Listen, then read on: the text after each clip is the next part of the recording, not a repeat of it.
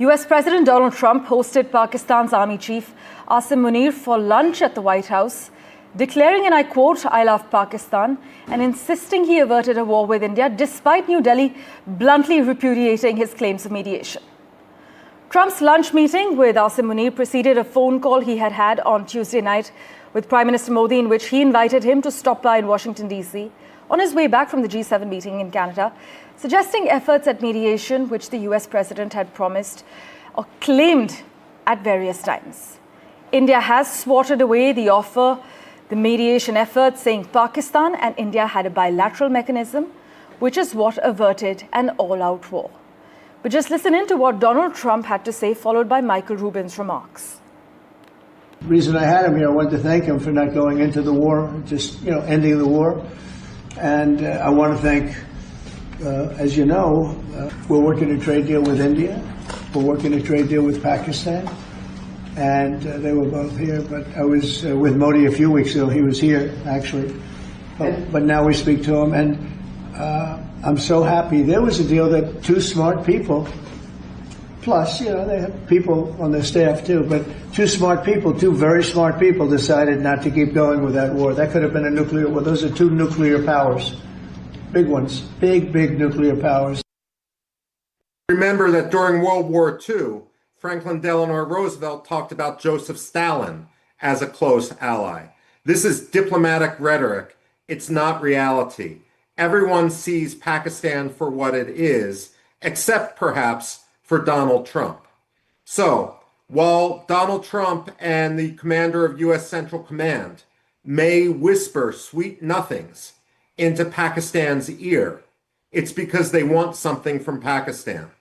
What I'm arguing is that nothing which we could gain from Pakistan is worth the price of having Pakistan as an ally. And joining us now is senior journalist Lalit Jha from Washington, D.C. for the insider details as far as this lunch date is concerned. Mr. Jha, as always, thank you so much for making time for us. This White House lunch date has everyone talking amid an unfolding geopolitical game involving the US, Pakistan, Iran, and India. But why did Trump walk the distance and actually call Asim Muneer for this unusual meeting? Does it signal more than just routine bilateral engagement? President Trump's invitation to Pakistan Army Chief General Muneer for a luncheon at the White House is quite unprecedented, quite unusual as well. You can term it a diplomatic coup, but it reflects multiple points. One, President Trump believes that it is in national interest to bring Pakistan on board for multiple ways, for multiple reasons. One, to create the trust deficit between Pakistan and China, which China, as you know, is Pakistan's, they claim this all-weather threat. The trust deficit, they want to create that wedge. Secondly, he wants to impress upon Pakistan, ask Pakistan to stop any support to terrorists or terrorist groups, which Pakistan has been doing against India. India, as you know, has always insisted and is put the condition for any talks on Pakistan, there has to be no support to terrorism. India, as you say, the talks and terrorism cannot go together.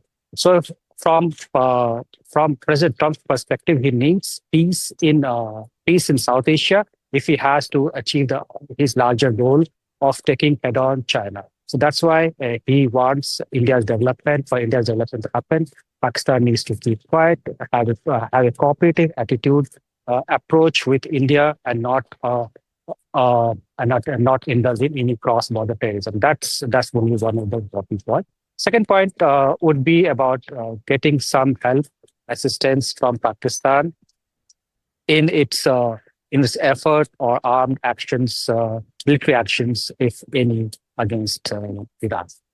These are a few important points, but it also is reflective of Pakistan's state of Pakistan's democracy, right? It is reflective of the poor state of Pakistan's democracy, where the elected leader has not been invited by the US president. Instead, he has opted to talk to army chief, which shows who the real ruler in Pakistan is, and what's the status of elected leaders of Pakistan.